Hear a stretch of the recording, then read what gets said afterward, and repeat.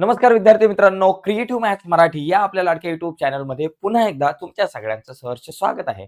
आज आपण चर्चा करतोय इयत्ता 9वी गणित भाग 2 वरती आणि 6वं प्रकरण ज्याचं नाव आहे वर्तुळ.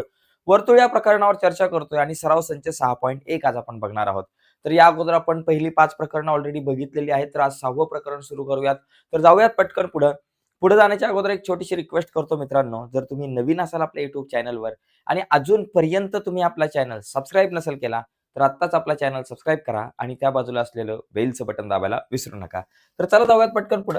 तर या ठिकाणी बघा हा सराव संच सुरू करण्याच्या अगोदर काही महत्त्वाच्या कन्सेप्ट आहेत, संकल्पना आहेत, तर त्या आपण समजून घेतल्या पाहिजेत. जसं की इथं दिलंय वर्तुळाच्या केंद्रातून जीवेवर काढलेला लंब जीवेला दुभागतो. आता जीवा म्हणजे काय बाबा? हे आहे आपल्याकडे एक वर्तुळ. वर्तुळावरचे कुठलेही दोन बिंदू जोडणारी जी रेषा आहे, समजा आता वर्तुळावरचे हे दोन बिंदू जोडणारी रेषा आहे आपल्याकडे ही AB. तर दोन बिंदू जोडणारा रेषाखंड जो आहे त्याला आपण जीवा म्हणतो. तर इथं जीवा AB आहे आणि आपल्याकडे समजा O हे एक केंद्रबिंदू आहे. आता केंद्रबिंदू मधून जर का मी जीवेवर जर असा लंब टाकला OP, जर का आपण जीवेवरती लंब टाकला OP लंब जर AB काढला, तर हा जो लंब आहे तो जीवेला दुभागतो. दुभागतो म्हणजे काय करतो? इथे दोन एकरूप भाग होतात. म्हणजे AB जर का 20 असेल तर AP आणि PB 10-10 सेंटीमीटरचे असे दोन भाग होतील. ओके, म्हणजेच AB बरोबर AP बरोबर PB. ओके, AP बरोबर PB असे दोन भाग होतील. म्हणजे केंद्रातून जीवेवर काढलेला लंब जीवेला दुभागतो. तर अशा प्रकारे ही गोष्ट लक्षात घ्या. आता या ठिकाणी दुसरा एक मुद्दा आहे. केंद्रातून जीवेवर काढलेला लंब दुभागतो आणि केंद्रातून जीवेवर काढलेला लंब दुभागतो हे परत आलेलं आहे. ऍक्च्युली इथं काय पाहिजे माहितीये का? वर्तुळाच्या जीवेचा मध्यबिंदू आणखी एक गुणधर्म आहे. तो कुठला माहितीये का? समजा ही AB एक आपल्याकडे परत जीवा आहे आणि ह्या जीवेचा हा एक मध्यबिंदू आहे. समजा हा मध्यबिंदू आहे. P हा मध्यबिंदू आहे. म्हणजे हा उलटा थोडासा त्याचा व्यत्यास. म्हणजे आपल्याकडे AB जीवा असेल आणि P हा मध्यबिंदू असेल आणि आपल्याकडे C हे केंद्रबिंदू असेल.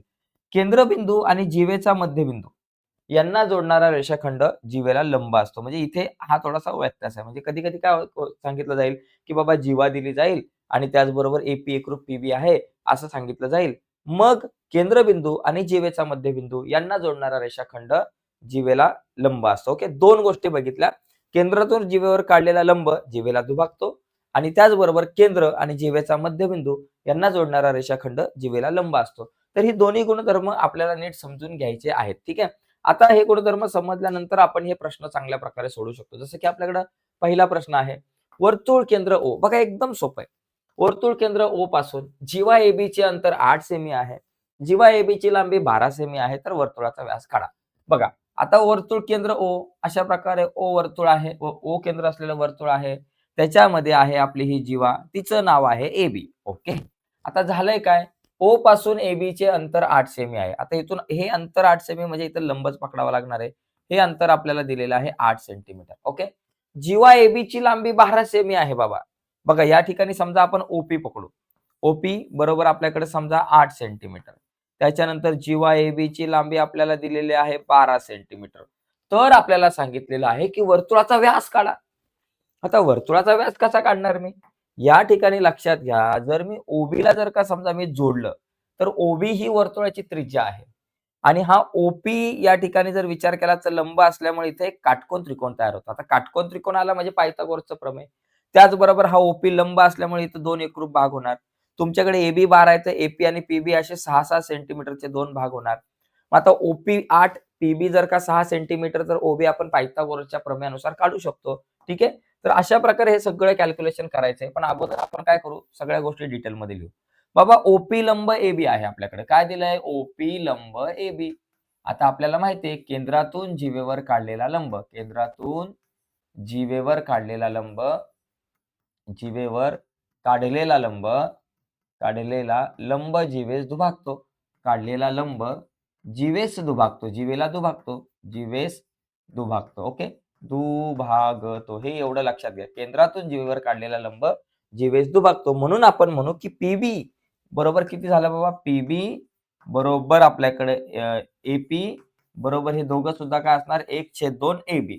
म्हणजे हे दोघे सुद्धा म्हणजे AP आणि PB दोघं एकरूप आहे आणि हे दोघे सुद्धा AB च्या निम्मे असणार. म्हणून आपल्याकडे आलं 1/2 गुणिले AB आहे 12. हे बघा इथे लिहिलं AB बरोबर 12. आता बेक बेसक 12 म्हणजे PB बरोबर AP बरोबर 6 सेंटीमीटर. PB आणि AP तुमच्याकडे 6 सेंटीमीटर आलं. आता आपल्याला काय करायचंय बाबा, वर्तुळाचा व्यास काढायचा आहे. पण व्यास काढण्याच्या अगोदर ओबी ही त्रिज्या काढू आणि मग आपण लिहू की बाबा काटकोन त्रिकोण. काटकोन त्रिकोण काय बाबा त्याचं नाव, ओपीबी मध्ये. ओपीबी मध्ये. आता काटकोन त्रिकोण आला म्हणजे पायथागोरसचं प्रमेय आलं. माहिती लिहायचं पायथागोरसच्या प्रमेयानुसार. पायथागोरसच्या प्रमेयानुसार. तर पायथागोरसच्या प्रमेयानुसार सूत्र काय होतं, कर्ण वर्ग बरोबर बाजू वर्ग अधिक बाजू वर्ग. इथं कर्ण कोण, ओबी. ओबीचा वर्ग लिहून टाकायचा. ओबीचा वर्ग बरोबर बाजू वर्ग अधिक बाजू वर्ग. एक बाजू ओपी, दुसरी बाजू पीबी. ओपीचा वर्ग अधिक पीबीचा वर्ग. ओपीचा वर्ग अधिक पीबीचा वर्ग. आता ओपी किती आहे माझ्याकडे, ओपी 8, पीबी 6. 8चा वर्ग अधिक 6चा वर्ग. 8चा वर्ग किती, 64 आणि 6चा वर्ग आला 36. मग आपल्याकडे ओबीचा वर्ग बरोबर 64 अधिक 36 100. मग ओबी बरोबर किती आले आपल्याकडे, 100चं वर्गमूळ 10 सेंटीमीटर. ओबी 10 सेंटीमीटर याचा अर्थ त्रिज्या बरोबर आपल्याकडे आली 10 सेमी. आता त्रिज्या जर का माझ्याकडे 10 सेमी असेल तर वर्तुळाचा व्यास किती झाला, आपल्याला व्यास काढायला सांगितलेला आहे. व्यास हा त्रिज्येच्या दुप्पट असतो. 2 गुणिले त्रिज्या आपण लिहा, 2 गुणिले त्रिज्या. आता 2 गुणिले त्रिज्या किती आहे बाबा, 10 आणि 10 दुने झालं 20 सेंटीमीटर. तर अशा प्रकारे 20 सेमी हे आपल्याकडे उत्तर येईल. तर एकदम सोपा प्रश्न आहे मित्रांनो. तर अशा प्रकारे हा प्रश्न आपण सोडवू शकतो. नक्की समजला असेल तुम्हाला. जर हा प्रश्न समजला असेल तर प्लीज, बरीच मुलं व्हिडिओ बघतायत, लाईक कमी आहे, प्लीज या व्हिडिओला लाईक करा. आणि जर तुम्ही नवीन असाल आपल्या युट्यूब चॅनलवर मित्रांनो आणि अजूनपर्यंत आपला चॅनल सबस्क्राईब नसेल केला तर आत्ताच आपला चॅनल सबस्क्राईब करून त्या बाजूला असलेलं बेलचं बटन दाबायला विसरू नका. चला जाऊयात पुढे. पुढे बघा या ठिकाणी दुसरा प्रश्न आहे. एका वर्तुळाचा व्यास 26 सेमी. मित्रांनो विषय जरा उलटा आहे. एक वर्तुळ आहे, त्या वर्तुळाचा व्यासच दिला. आता व्यास 26 सेंटीमीटर म्हणजे त्रिज्या आपल्याला आली. त्रिज्या व्यासाच्या निम्मी. ओके. पुढे दिलंय जीवेची लांबी 24 आहे तर त्या जीवेच्या केंद्रापासूनचं अंतर काढा. आता विषय गंभीर आहे बरं काय. बघा आता समजा आपल्याकडे जीवा आहे एबीच, तिला नाव देऊ एबी. काय दिलं नसेल तर समजा आपल्याकडे केंद्रबिंदू आहे ओ आणि इथून असं आपल्याला काय करायचं आहे, हे ओपी अंतर काढायचं. आता झालंय काय माहितीये का, या ठिकाणी वर्तुळाचा व्यास व्यास आपल्याला किती दिलाय बाबा, 26 सेंटीमीटर.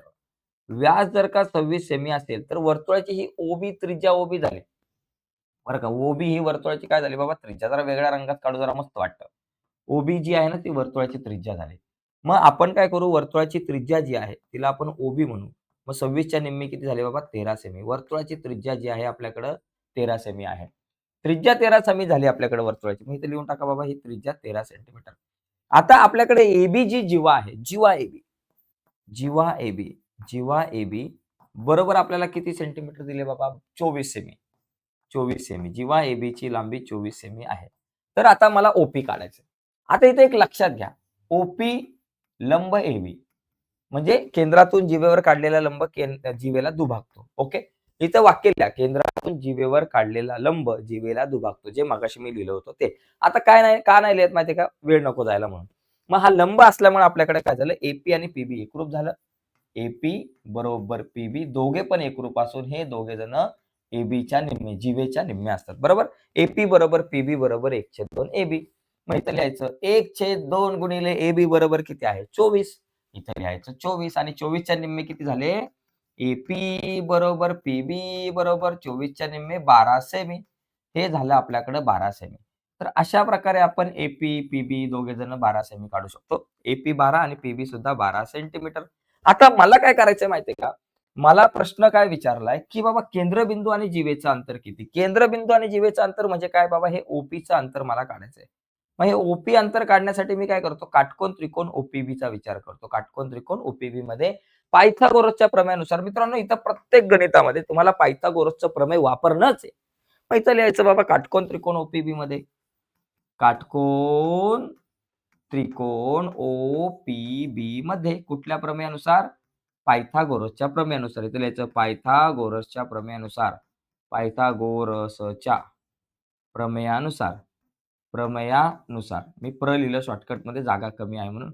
चला लिहितो, चला प्रमेया इथं खाली लिहू नुसार. पायथागोरसच्या प्रमेयानुसार काय सूत्र तयार होईल, कर्ण वर्ग बरोबर बाजू वर्ग अधिक बाजू वर्ग. आता इथं कर्ण कोण आहे बाबा, ओबी. ओबीचा वर्ग बरोबर बाजू वर्ग अधिक बाजू वर्ग. एक बाजू ओपी दुसरी पीबी. मग इथं लिहायचा ओपीचा वर्ग अधिक पीबीचा वर्ग तुम्हाला माहिती आहे हे 5वी 6वी पासून आपण शिकतोय. आता ओबीचा वर्ग ओबी किती 13 आहे. लिहून टाका बाबा 13चा वर्ग बरोबर. आपल्याला ओपी किती दिलंय माहिती नाही. ओपीचा वर्ग लिहून टाका बाबा जे माहिती नाही त्याचा वर्ग जसा तसा. आधी काय आपल्याला पीबी दिले. पीबी किती 12 काढले आपण 12चा वर्ग. 13चा वर्ग आला 169. ओपीचा वर्ग आपल्या जागेवर जसा आहे तसा. 12चा वर्ग आला 144. आपल्याला काय करायचं बाबा ओपी काढायचंय. मग ओपीच्या वर्गाला म्हणायचं तू इथंच थांब. ओपीच्या वर्गाला पहिले 169 ला म्हणायचं तू इथंच थांब. ओपीच्या वर्गाला म्हणायचं तू जाऊ नको लांब. 144 ला म्हणायचं तुझं तिथं काय काम बाबा तू इकडे आहे. अधिक इकडे आले वजा 144 झाले बरोबर ओपीचा वर्ग. मग आपल्याकडे आता ओपी वर्ग किती आला 169 मधून 144 वजा करा. 169 वजा 1 4 4 9तून 4 गेले 5 6तून 4 गेले 2 उत्तर आलं 25. ओपीचा वर्ग 25. मग ओपी बरोबर किती बाबा? ओपी बरोबर 25 वर्गमूळ 5 सेमी. ओपी जर का 5 सेमी असेल तर केंद्राचे जीवेपासूनचं अंतर बरोबर 5 सेमी तर लिहायचं. म्हणून ओपी बरोबर 5 म्हणून केंद्राचे जीवेपासूनचे अंतर. आपल्याला काय विचारलंय? तर जीवेचे केंद्रापासूनचे अंतर. बरोबर माहिती लिहायचं. म्हणून जीवेचे केंद्रापासूनचे अंतर केंद्रापासून अंतर जीवेचे केंद्रापासून अंतर बरोबर 5 सेमी. संपला विषय. एकदम सोपा प्रश्न आहे मित्रांनो. पायथागोरसचा प्रमेय सगळीकडे वापरायचा आणि सगळी गणित सेम याच प्रकारचे. ठीक आहे. आता आपण थोडंसं पुढे जाऊयात. बघा इथं काय माहिती का 2-3 गोष्टी. एक तर व्यास आहे, जीवा आहे. बघा जीवा आहे, त्रिज्या आहे आणि केंद्रापासून अंतर आणि एक व्यास आहे. चौघांपैकीच काही ना काहीतरी 2-3 किमती दिल्या जातात, 2-3 किमती काढायच्या असतात असाच प्रश्न असतो. जसं की आता इथे बघा. या प्रश्नात काय दिलंय? या प्रश्नामध्ये आता केंद्रापासूनचं अंतर दिलंय. बरं का काय दिलंय? केंद्रापासूनचं अंतर दिलंय जीवेचे. समजा आपण जीवाला आपण एबीच म्हणू बाबा. ती जीवा आपली परमनंट एबी जीवा. थोडीशी वाटलंच तर वर घेऊ यावेळेस. जीवा एबी चला ही काढली आपण जीवा एबी. आता झालं कसं? या जीवेचे केंद्रापासूनचे अंतर बरोबर का? वर्तुळाच्या केंद्रापासून जीवेचे अंतर. आता समजा हा आपला केंद्र आहे आणि इथून जीवेचे अंतर म्हणजे पी. केंद्रबिंदू आहे ओ. ओपी बरोबर आपल्याला अंतर दिले 30 सेंटीमीटर. 30 सेंटीमीटर हे अंतर आपल्याला दिलेलं आहे. वर्तुळाची त्रिज्या आता या ठिकाणी 34 सेमी दिली. आता ही ओबी जी वर्तुळाची त्रिज्या आहे, ही त्रिज्या आपल्याला दिलेली आहे 34 सेंटीमीटर. आता मुद्दा आहे जीवेची लांबी काढा. भाऊ आता मला जीवेची लांबी काढायची. आता विषय जरा गंभीर आहे, पण टेन्शन घ्यायचं काही कारण नाही. जीवेची लांबी आता मी कशी काढणार? मला जीवेची लांबी काढण्याच्या अगोदर मला पीबी निघेल. बघा इथे काटकोन त्रिकोण ओपीबीचा जर तुम्ही विचार केला, या ओपीबी मध्ये ओपी आहे, ओबी आहे, एक बाजू फक्त काढायची तिसरी पायथागोरसच्या प्रमेयानुसार तुम्ही पीबी काढू शकता. आता तुम्हाला माहिती आहे पीबी आणि एपी एक ग्रुप जेवढी पीबी तेवढीच एपी. म्हणजे एबी जी आहे ती तुमची पीबीच्या डबल असणार.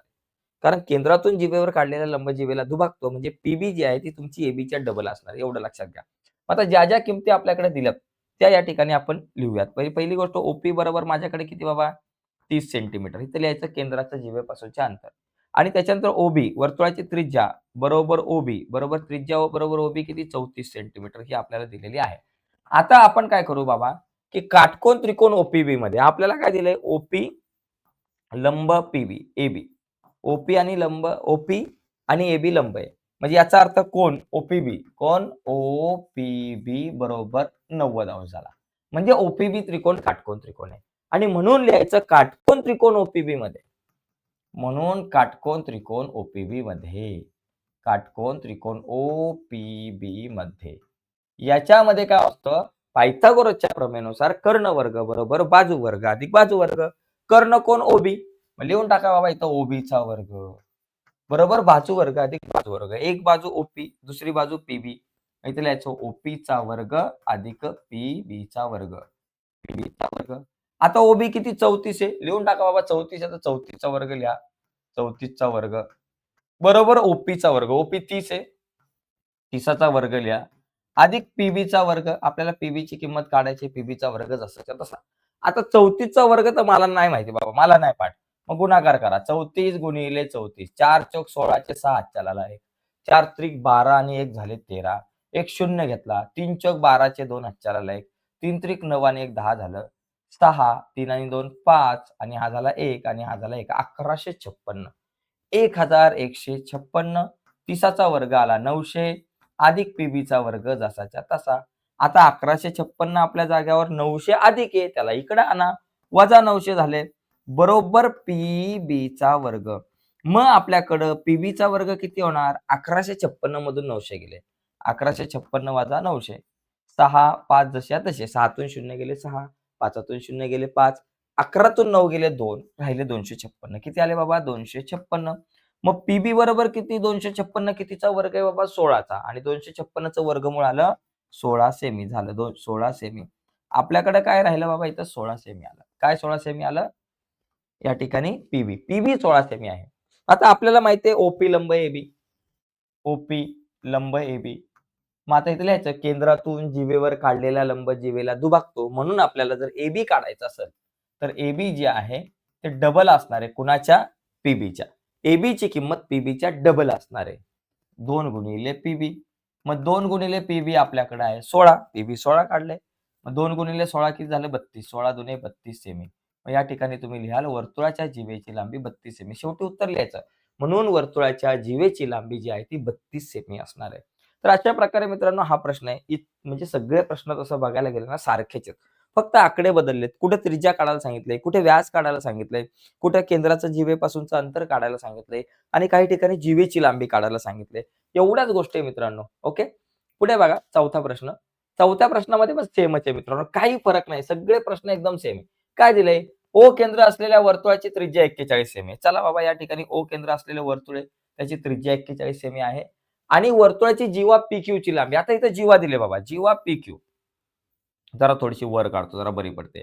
ही जीवा जी PQ आहे, त्या जीवा PQ ची लांबी दिली. पहिली गोष्ट त्रिज्या. ओ केंद्र असलेले वर्तुळ आहे. बाबा इथं ओ केंद्र असलेलं वर्तुळ आहे. त्याची त्रिज्या म्हणजे काय असणार? ही OQ त्रिज्या असणार आहे बरं का. त्रिज्या OQ आपण म्हणू. त्रिज्या OQ बरोबर आपल्याला किती दिले बाबा? 41 सेंटीमीटर. 41 सेमी. चला त्रिज्या दिलेली आहे 41 सेंटीमीटर. त्याच्यानंतर वर्तुळाची जीवा PQ ची लांबी 80 आहे. जीवा PQ बरोबर 80. जीवा PQ बरोबर आपल्याला दिले 80 सेमी. झालं. आता पुढचा मुद्दा काय आहे, की PQचं केंद्रापासूनचं अंतर. म्हणजे PQचं केंद्रापासूनचं अंतर इथे समजा OA अंतर द्या. हे OA अंतर काढायचं. आता हा लंब टाकल्यामुळं PA आणि AQ हे दोघं जण एकरूप झाले. आता मला काढायचं OA. आता दिलंय काय या ठिकाणी जरा नीट समजून घ्या. मला दिलेली आहे वर्तुळाची त्रिज्या 41 सेंटीमीटर. ही त्रिज्या 41 सेंटीमीटर. आता जर काय बघा लक्षात घ्या OA लंब PQ आहे. आता या PQचे 2 एकरूप भाग होणार. जीवा PQ 80 आहे. तर 80 चे 2 एकरूप भाग काय झाले बाबा? 40-40 सेंटीमीटरचे 2 एकरूप भाग होतील. म्हणजे AQ बरोबर किती असणार आहे? 40 सेंटीमीटर. PA पण तुमच्याकडे असणार आहे 40 सेंटीमीटर. 2 भाग झाले. मग आता काटकोन त्रिकोण OAQचा जर विचार केला तर पायथागोरसच्या प्रमेयानुसार तुम्ही OQ वर्ग बरोबर OA वर्ग अधिक AQचा वर्ग हे सूत्र वापरून तुम्ही OA काढू शकता. आणि PQचं केंद्रापासूनचं अंतर म्हणजे OAच आहे. एवढाच भाग आपल्याला काढायचा आहे. या ठिकाणी फक्त आपण लिहूयात, की बाबा OA लंब PQ या ठिकाणी आपण लिहू. चला OA लंब आपल्याला दिलेला आहे PQ आणि केंद्रातून इथे वाक्य लिहायचं केंद्रातून जीवेवर काढलेला लंब जीवेस दुभागतो आणि म्हणून मग आपण या ठिकाणी लिहू बाबा AQ बरोबर AQ जे आहे ते 1/2 PQ असणार. बरोबर ना? AQ जो भाग आहे तो PQच्या निम्मा असणार. मग इथे लिहायचं 1/2 गुणिले PQ आपल्याकडे 80 म्हणून AQ बरोबर 80 च्या निम्मे झाले 40 सेंटीमीटर. AQ बरोबर आपल्याकडे आलं 40 सेंटीमीटर. ठीक आहे. मग आता काय करू काटकोन त्रिकोण OAQ मध्ये पायथागोरसच्या प्रमेयानुसार बघा.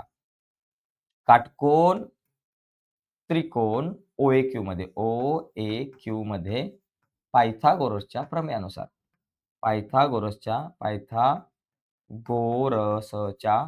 प्रमेयानुसार पायथागोरसच्या प्रमेयानुसार काय या ठिकाणी सूत्र होतं? कर्ण वर्ग बरोबर बाजू वर्ग अधिक बाजू वर्ग. कर्ण कोण? OQ. मग इथे लिहायचं OQ चा वर्ग बरोबर बाजू वर्ग अधिक बाजू वर्ग. एक बाजू आहे OA, OA चा वर्ग अधिक AQ चा वर्ग. इथे लिहायचं OA चा वर्ग अधिक AQ चा वर्ग. बघा OQ चा वर्ग. OQ किती बाबा? OQ मला दिले 14. 41 आहे. मग इथे लिहायचं 41 चा वर्ग. अधिक OA किती? OA आपल्याला काढायचं आहे कारण केंद्राचं जीवेपासूनचं अंतर काढायचं आहे. म्हणून OA चा वर्ग आपल्या जागेवरती. अधिक AQ बरोबर माझ्याकडे 40 आहे. मग इथे लिहून टाका 40 चा वर्ग. आता 41 चा वर्ग किती बाबा नसेल माहिती तर टेन्शन घेऊ नका. 41 गुणिले 41 करा. 1 1 1 1 चौक 4 1 0 द्या मला. 4 1 4 4 चौक 16 किती आलं बाबा? 1 8 6 1 1681. मग इथे लिहायचं 1681 बरोबर OA चा वर्ग अधिक 40चा वर्ग झाला 1600. 4चा वर्ग 16 म्हणून 40चा वर्ग आला 1600. आता या ठिकाणी मला काय करायचंय, की बाबा मला या ठिकाणी OAची किंमत काढायची. आता हे 1681 तर इथंच येतील आपल्या जागेवरती. 1681 आपल्या जागेवर. हा जो 1600 अधिक आहे त्याला अलीकडे आणू. कारण मला OAची किंमत काढायची. ज्याची किंमत काढायची त्याला एका बाजूला ठेवायचं. 1600 अधिक इकडे आले वजा. 1681 वजा 1600 बरोबर आपल्याकडे आलं OAचा वर्ग, OAचा वर्ग. मग OAचा वर्ग बरोबर 1681 मधून 1600 गेले 81 आलं. मग OA बरोबर किती आलं? 81चं वर्गमूळ 9 सेंटीमीटर. तर अशा प्रकारे मित्रांनो आपण हा जो प्रश्न आहे तो सोडवू शकतो. OA बरोबर 9 सेंटीमीटर म्हणजे केंद्राचं जीवेपासूनचं अंतर आपल्याकडे आलेलं आहे OA. म्हणजे केंद्राचं किंवा जीवा PQचे केंद्रापासूनचे अंतर 9 सेंटीमीटर असणार आहे. तर अशा प्रकारे मित्रांनो हा प्रश्न तुम्ही सोडवू शकता. चला आता पुढे जाऊयात. आपण पुढचा प्रश्न या ठिकाणी बघू. प्रश्न क्रमांक 5वा. बघा, हा एक आपल्याकडे 5वा प्रश्न आहे आणि त्याच्यानंतर आपल्याकडे 6वा आहे. 5वा आणि 6वा असे 2 प्रश्न बाकी आहेत. बघा, त्या 5व्या प्रश्नात काय आपल्याकडे 5व्या प्रश्नामध्ये आपल्याला दिलेलं आहे, की आकृतीमध्ये O केंद्र असलेली 2 वर्तुळ आहेत. मोठ्या वर्तुळाची जीवा AB ही लहान वर्तुळाला P आणि Q बिंदूमध्ये छेदते. तर सिद्ध करा AP बरोबर PQ. आता मी सिद्धता या ठिकाणी लिहितो. मला काय सिद्ध करायचं बाबा? इथं पहिली सिद्धता लिहू चला. सिद्धता.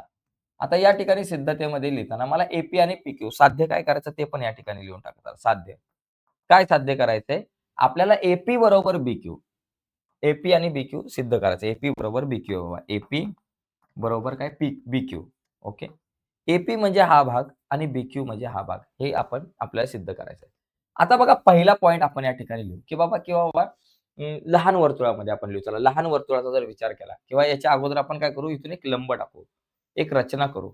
याच्यामध्ये समजा याला आपण जोडून टाकू. काय बाबा इथं OA करू. नाही ABCD आहे OC. OC लंब आपण काय केलं? AB काढला. OC लंब AB काढू असं आपण या ठिकाणी लिहू. काय लिहू? OC लंब AB काढू. ती रचना करू आपण. इथं लिहायची बाबा रचना. म्हणजे तो लंब काढल्यामुळे जरा बरं पडेल. रचना OC लंब AB काढला. OC लंब AB काढला. ओके. काढला. आता हा लंब काढल्यामुळं बघा काय होईल. मग इथे लिहायचं लहान वर्तुळामध्ये. आता लहान वर्तुळाचा आपण विचार करू. वर्तुळामध्ये आपल्याकडे पहिला पॉइंट आपण लिहू शकतो, की बाबा लहान वर्तुळामध्ये OC लंब PQ आहे. काय बाबा OC लंब PQ आहे. हे कशानुसार बाबा? रचनानुसार. लहान वर्तुळामध्ये जर का OC लंब PQ असेल, मग आता केंद्रातून जीवेवर काढलेला लंब जीवेला दुभागतो. म्हणजे याचा अर्थ PC बरोबर CQ. मग तुम्ही लिहू शकता म्हणून आपण लिहू शकतो PC बरोबर CQ आलं. कारण केंद्रातून जीवेवर काढलेला लंब. इथे लिहायचं केंद्रातून जीवेवर काढलेला लंब. काढलेला लंब. ओके. केंद्रातून जीवेवर काढलेला लंब जीवेस दुभागतो म्हणून आपण लिहिलं. ओके. आता PC बरोबर CQ झालं. PC आणि CQ एकरूप आहे. त्याचप्रमाणे आता या ठिकाणी लक्षात घ्या, मोठ्या वर्तुळामध्ये आता लहान वर्तुळात झालं. आता मोठ्या वर्तुळात बघा, मोठ्या वर्तुळामध्ये प्रत्येक घटनेला कारण लिहायचं, प्रत्येक मुद्द्याला कारण लिहायचं. मोठ्या वर्तुळामध्ये काय होईल? मोठ्या वर्तुळामध्ये OC लंब AB होऊन जाईल. OC लंब AB हे कशावरून बाबा? रचनेमध्ये आपण लिहू शकतो रचना. मग OC लंब जर AB असेल तर चौथा पॉइंट आपल्याकडे येईल, की OC लंब AB याचा अर्थ AC आणि CB एकरूप झालं. म्हणून आपण म्हणू शकतो AC बरोबर CB. AC आणि CB एकरूप का? कारण केंद्रातून जीवेवर काढलेला लंब इथं लिहायचा केंद्रातून जीवेवर काढलेला लंब. जीवेला दुभागतो. काढलेला लंब या ठिकाणी असं आपण या ठिकाणी लिहू. काढलेला लंब. चला लिहिलं लंब. आता पुढे काय बाबा? बघा AC बरोबर CB. आता AC म्हणजे AP अधिक PC येतं. AC म्हणजे AP अधिक PC येतं. आणि CB म्हणजे काय? CQ अधिक QB येतं. CQ अधिक QB येतं. CQ अधिक QB म्हणजेच BQ. QB म्हणजेच BQ. CQ अधिक BQ येतं.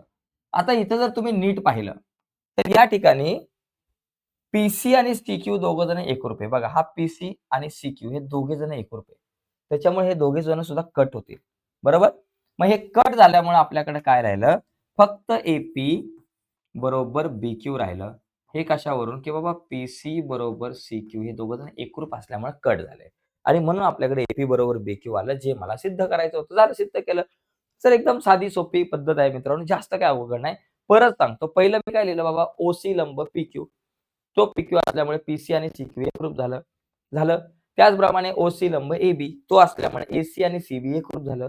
एसी आणि सीबी एकरूप झालं. एसी म्हणजे एपी अधिक पीसी, सीबी म्हणजे सीक्यू अधिक बीक्यू आणि पीसी आणि सीक्यू कट झाले, कारण पीसी आणि सीक्यू एकरूप आहे. मग दोघं कट झाल्यामुळे एपी बरोबर बीक्यू उरलं, झाला, संपला विषय. तर असा आपल्याला हा प्रश्न सोडवता येईल. एकदम सिंपल आहे. चला पुढे जाऊयात. पुढचा शेवटचा प्रश्न बघा 6वा. याच्यामध्ये काय सिद्ध करा, की वर्तुळाचा व्यास जर का वर्तुळाच्या 2 जीवांना दुभागत असेल, तर त्या जीवा परस्परांना समांतर असतात. आता समजा माझ्याकडे एक जीवा आहे, एक वर्तुळाचा व्यास आहे. अशा प्रकारे वर्तुळाचा एक व्यास काढू आणि हे आपल्याकडे असलेले एक केंद्रबिंदू आहे. आता तो काय करतोय, व्यास आपल्याकडे ही एक जीवा आहे आपल्याकडे वर्तुळाची, एक एबी ही जीवा आहे एक. ओके. दुसरी जीवा आपल्याकडे आहे पीसी. एबी आणि ही दुसरी आपल्याकडे आहे जीवा पीसी. ओके. एबी आणि पीसीच्या ऐवजी आपण त्या जीवेला नाव देऊयात बीसी. एबी आणि बीसी. आता हा व्यास काय करतोय बाबा, लक्षात घ्या, की वर्तुळाचा व्यास हा वर्तुळाच्या 2 जीवांना दुभागत असेल. दुभागतोय म्हणजे इथे या ठिकाणी समजा इथे 2 एकरूप भाग होतायत आणि इथे अशा प्रकारे 2 एकरूप भाग या ठिकाणी होतात. या बिंदूंना पण आपण नाव देऊ. इथं नाव देऊ डी आणि इथं नाव देऊ आपण ई आणि इथं नाव देऊ आपण ओ. तर आपल्याला या ठिकाणी काय करायचंय, की त्या 2 जीवा परस्परांना समांतर असतात हे दाखवायचंय. आता इथं सिद्धता आपण डायरेक्ट लिहूयात आपण बघा. सिद्धता. सिद्धता. या सिद्धतेमध्ये तुम्हाला काय करायचं, की बाबा या 2 जीवा समांतर आहेत. आपल्याला साध्य काय करायचं ते या ठिकाणी लिहितो. चला मी लिहितो साध्य. साध्य आपल्याला करायचं आहे ते या ठिकाणी आपण लिहून घ्या व्यवस्थित. साध्य मला करायचं आहे, की एबी समांतर बीसी. आपल्याला सिद्ध करायचं आहे एबी समांतर बीसी. जीवा एबी समांतर जीवा बीसी. ओके असं लिहू. एबी आणि बीसी समांतर आहे. आणि याच्यामध्ये एक लक्षात घ्या, जेव्हा एबी आणि बीसी समांतर आहे आणि आणखी एक गोष्ट इथे तुम्ही करू शकता, पक्ष लिहू शकताय. पक्षामध्ये लिहायचं, जीवा एबी आणि बीसी या 2 जीवा आहेत. एबी आणि बीसी या 2 जीवा आहेत आणि त्याचबरोबर इथं वाटलंस तर तुम्ही एक नाव द्या, पीक्यू नाव द्या. पीक्यू हा वर्तुळाचा व्यास आहे. ओके. आणि हा व्यास काय करतो, या 2 जीवांना दुभागतोय. ओके. म्हणजे एपी बरोबर डीबी आणि बीई बरोबर एसी असं तुम्ही लिहू शकता बघा. आता लक्षात घ्या, आकृतीमध्ये पहिला पॉइंट या ठिकाणी आपण लिहू, की एडी एकरूप डीबी आहे. बरोबर. जीवा जीवा किंवा बाबा इथं असं लिहू शकतो, एडी बरोबर एडी एकरूप डीबी. हे कशामध्ये दिलंय बाबा, तुम्हाला पक्षामध्ये दिलंय. ओके. आणि त्याच्यामुळे काय होणार आहे, ओडी लंब एबी असणार आहे. वर्तुळाचा केंद्र आणि जीवा यांना जोडणारा बघा, वर्तुळाचा केंद्रबिंदू आणि जीवेचा मध्यबिंदू यांना जोडणारा जो काही रेषाखंड जो आहे, बरोबर ना, डी हा काय झाला, मध्यबिंदू झाला. म्हणजे यांना जोडणारा रेषाखंड जीवेला लंब असतो, एवढं लक्षात घ्यायचं आहे.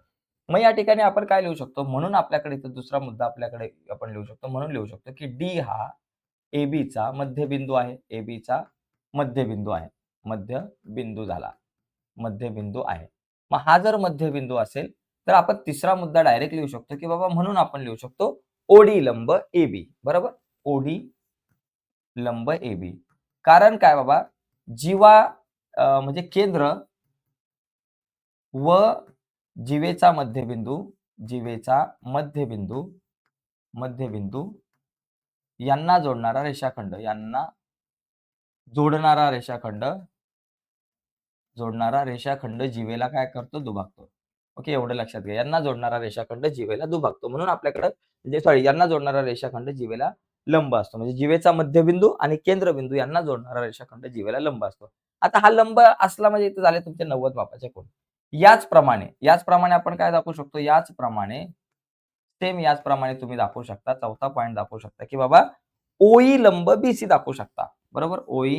याचप्रमाणे ओई लंब बीसी, याचप्रमाणे ओई लंब बीसी असणार आहे.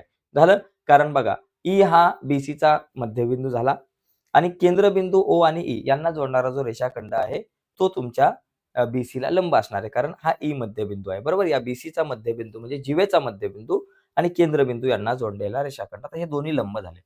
आता आपण या ठिकाणी जर बघितलं, आकृतीमध्ये जर बघितलं, तर बघा इथे तुम्ही 5वा पॉइंट लिहू शकता, की बाबा कोन ओई ओडीबी. आता हा पण 90 आणि हा पण 90 बघा. ओडीबी हा कोण बघा बरं का, ओडीबी कोण ODB बरोबर. कोण OEB, OEB कोण OEB हे दोन्ही कोण एकरूप आहे आणि दोन्ही पण कसे 90 अंशाचे. हे कशावरून 90 अंशाचे बाबा? 3 व 4 वरून आपण म्हणू शकतो. 3 व 4 वरून. कारण 3 आणि 4 मध्ये म्हटलंय, की बाबा हे सगळं लंब आहेत. मग लंब आहे म्हणजे तुमच्याकडे सॉरी किंवा बाबा त्याला म्हणू शकतो ODB आणि OEB. ODB आणि OEB इथं BB डबल झालं. इथं BB नाव डबल झालं. AB आणि इथं आपण एक काम करू.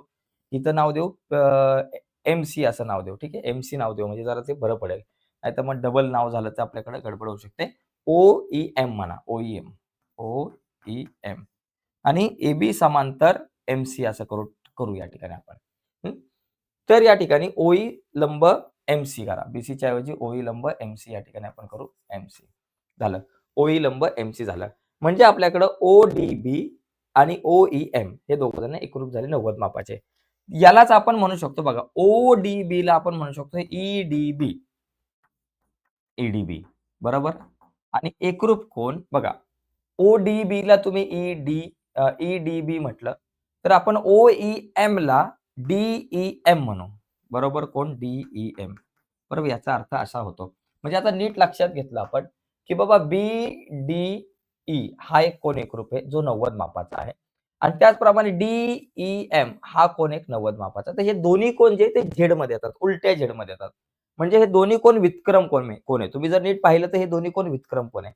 मग हे व्युत्क्रम कोन जर एकरूप असतील, तर ह्या AB आणि MC या 2 रेषा समांतर असणार आहे. बरोबर? म्हणून आपण लिहू शकतो, की बाबा AB, MC. AB जीवा AB समांतर जीवा MC कारण व्युत्क्रम कोन कसोटी तुम्ही लिहू शकता. व्युत्क्रम कोन कसोटी. व्युत्क्रम कोन कसोटी या ठिकाणी तुम्हाला लिहिता येऊ शकते. म्हणजे व्युत्क्रम कोनाची कसोटी झाली कारण तयार होणार आहे बघा 2 समांतर रेषांना एका छेदिकेने छेदले असता सॉरी 2 रेषांना एका छेदिकेने छेदले असता तयार होणारे व्युत्क्रम कोन जे आहेत त्यांची जोडी जर का एकरूप असेल तर त्या 2 रेषा समांतर असणार. म्हणून AB समांतर MC. तर अशा प्रकारे हा प्रश्न मित्रांनो आपण सोडवू शकतो. अशा प्रकारे आपण हा सराव संच बघितलेला आहे 6.1. तर आजच्या चर्चेत आपण इथेच थांबू. उद्याच्या व्हिडिओमध्ये आपण सराव संच 6.2 वर चर्चा करू आणि उद्याची व्हिडिओ तुमच्यापर्यंत पोहोचावी असं तुम्हाला वाटत असेल आणि अजूनपर्यंत तुम्ही आपला चॅनल सबस्क्राईब नसेल केला मित्रांनो, तर आत्ताच आपला चॅनल सबस्क्राईब करा आणि त्या बाजूला असलेलं बेलचं बटन दाबायला विसरू नका. धन्यवाद मित्रांनो. बाय सर्वांना.